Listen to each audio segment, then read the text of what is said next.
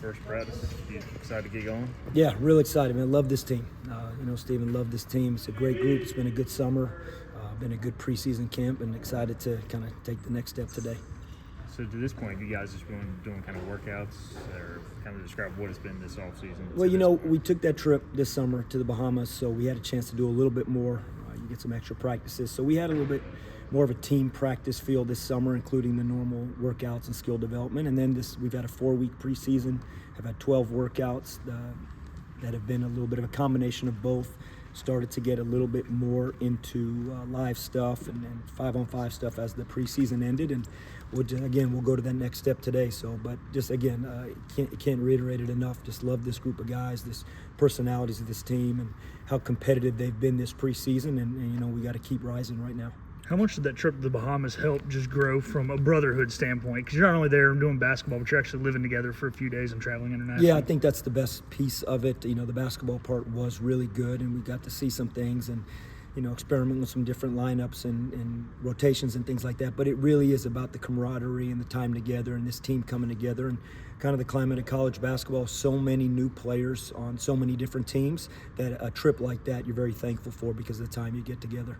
Can you give us an idea of some of the new guys, what we're going to see for the first time at practice today, and then when the season starts, the fans will be able to see? Yeah, this group has been really good. They've gelled well together.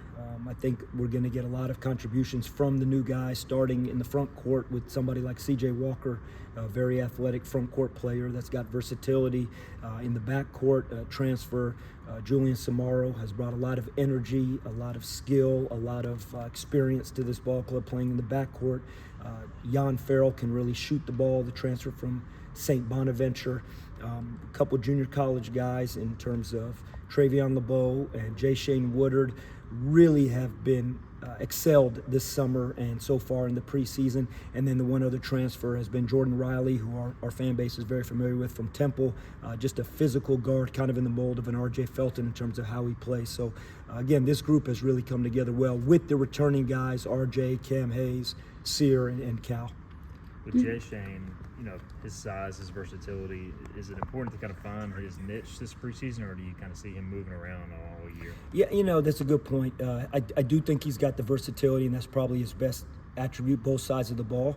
But he has settled in and been playing in the backcourt a lot, and he's learning the point guard spot, which you and I have spoke about. But I think, again, it goes to another level right now.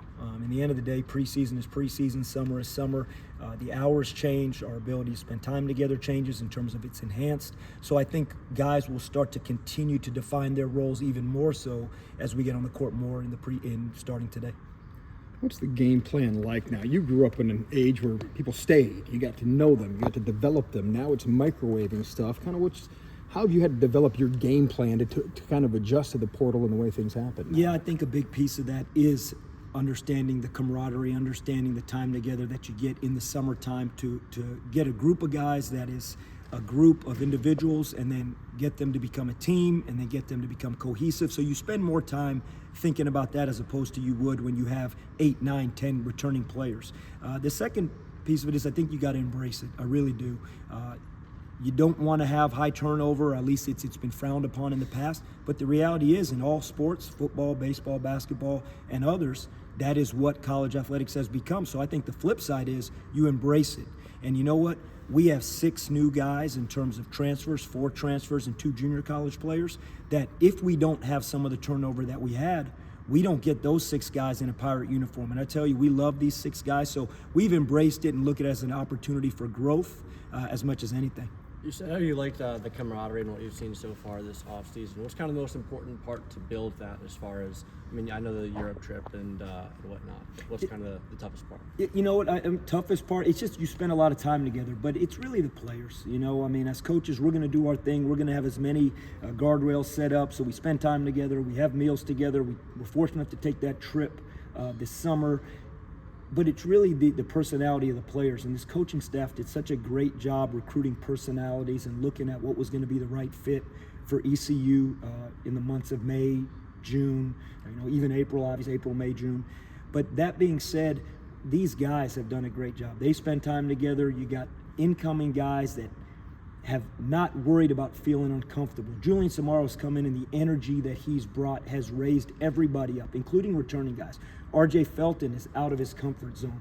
CJ Walker, Jordan Riley, again, the junior college guys, Jan Farrell, they've all embraced each other, but it starts with just being willing to be out of your comfort zone quickly, and I think this group of guys has done a really good job at that.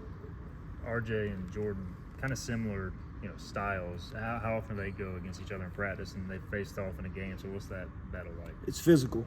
It's physical. I heard someone say this, that basketball is a contact sport and football is a collision sport. Well, when Jordan and RJ go up against each other, sometimes there's a lot of collisions also in that practice. But, we have a few of those in practice, and that's a good thing. We want this to be a physical team, and I think we have physical big wings and a front court with some physicality with Sear and Cal returning. So practices have been physical, and they'll just go to another level now. You're having the luxury of coaching two brothers. Is RJ hazing his younger brother a little bit and being a little tougher on him? No hazing allowed. That word is not allowed. No hazing, but you know what? He has put his arm around him, and he's helped him. And I have a brother that is very close to my age. We went to college together, so I talk with RJ and LaDante a lot about just what a special experience that is to go to college with your brother and have a chance to do that. And I think it just enhances the whole family feel that we have here, and it's obviously literal family. How's Sear and Callum's development been, obviously going in their sophomore year? Yeah, good. Both have grown a lot, and that's going to be a big piece of this team. What we get from those two guys, both production-wise, growth-wise, physicality-wise, what they do is a big piece to how our season will go. That being said, Sear was not able to make the trip to the Bahamas, so he wasn't with us. So, he missed out on something that we wish we could have had him there. But, Sear, the way he ended last season and how he started this summer and preseason, I think he's on the right track. And Cal has got himself in even better shape. He's lost some weight. He's really working hard to understand that conditioning piece and physicality, kind of how he played in the American Conference tournament last year. College basketball's changed so much since you got here even. I mean, is this job, I always ask you this, but is it easier than you thought it would be, harder than you thought it would be? Has it changed so much, because of the portal and everything? I think it's changed. I don't think I've ever looked at anything as easy or hard. I think I've never looked at that from day one being here. But as different as the job seemed in March of 2022, in now September of 2024, it's tenfold different. Right. Just even from an NIL perspective, from the portal perspective, from conference realignment, when you look at everything that's happened in just a 2-year span, and we thought there was drastic changes back 2 years ago. Mm-hmm. I think it's even enhanced from that, and I don't see that changing. As you can see right now, it'll continue to do so, but I don't think that's a easy or a difficult thing. I think it's you embrace it. You embrace all of this, and this team has definitely embraced that, and this coaching staff has. What are you allowed to do NIL-wise? Has that changed at all? You can't touch it? That other people handle it? Team Boneyard does such a great job with NIL. This community does such a great job with NIL.